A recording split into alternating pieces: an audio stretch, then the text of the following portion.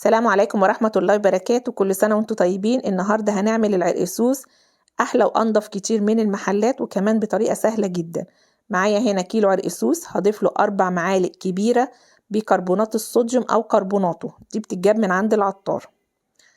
بعد كده بقلبها كويس في العرقسوس، وما ينفعش أعمل كده وأنا صايمة خالص عشان بيطلع بخار، ما ينفعش خالص في الصيام، تكون في الفطار بتعمليه. بعد كده ببل العرقسوس بالمية يا دوبك بس يغير لونه، ما يبقاش المية كتيرة فيه. ده من أسباب نجاح العرقسوس، ويبقى طعمه كويس. وعلى فكرة العرقسوس نوعين، في نوع بيبقى ممرر ونوع حلو، انت بتقولي له تجيب نص من ده ونص من ده عشان يبقى طعمه حلو.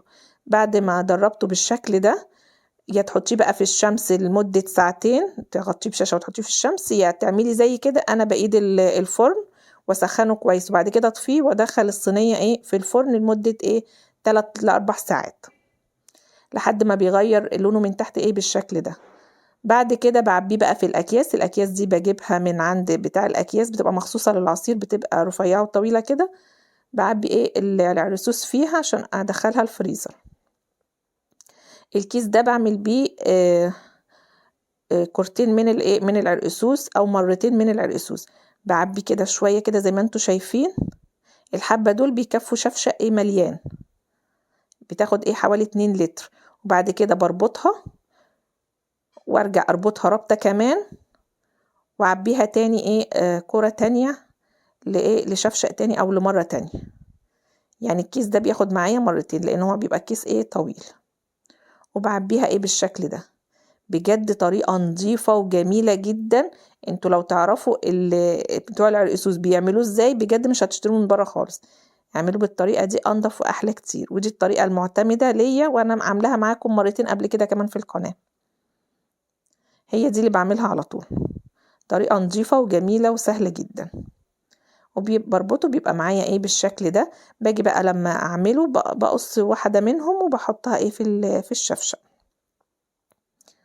بجيب الشفشق بتاعي ساعات بقى ما هعمله، بجيب الشفشق اضيف فيه واحده من دي. طبعا بطلعها من الفريزر، اكون حطاهم الاكياس دي في كيس كبير في الفريزر او علبه.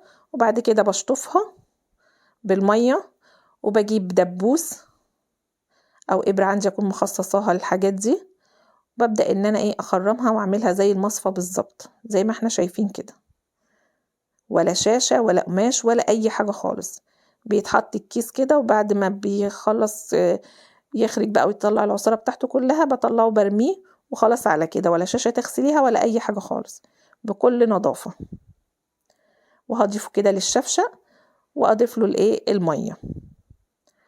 ممكن كمان تضيفي له موارد او ريحة الورد. وبخمره كده قبل الفطار بحوالي من 2 ل3 ساعات بالكتير، بيكون خرج معايا كده وبيبقى بالشكل ده.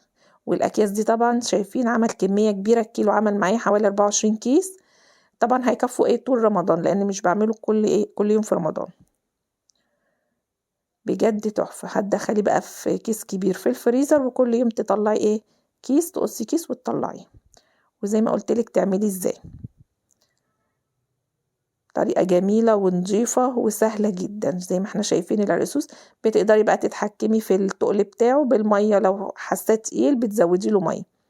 بس انا الكيس ده بيكفي معايا 2 لتر، الشفشق ده 2 لتر بيملاه، بيبقى مظبوط وجميل جدا.